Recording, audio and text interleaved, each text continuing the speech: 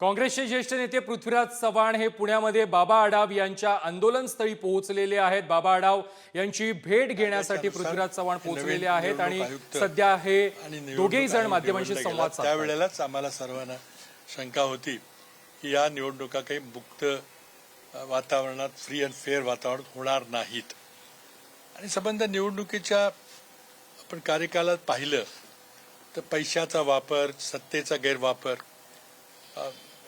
जी भाषणं नरेंद्र मोदींनी केली त्याच्यापेक्षा कमी तीव्रतेची भाषणं जेव्हा बाळासाहेब ठाकरे यांनी केली होती त्यांना 5-6 वर्षाकरता निलंबित केलं गेलं होतं।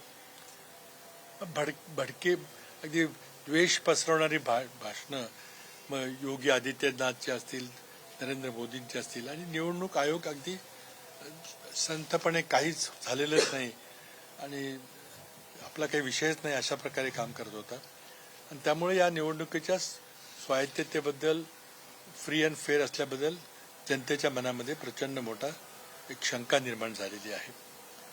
अनेकांनी अनेक मुद्दे उपस्थित केलेले आहेत। मला वाटतं की आज निवडणूक आयोगाची आणि सरकारची प्राथमिक जबाबदारी आहे की या प्रक्रियेमध्ये जनतेचा विश्वास असला पाहिजे।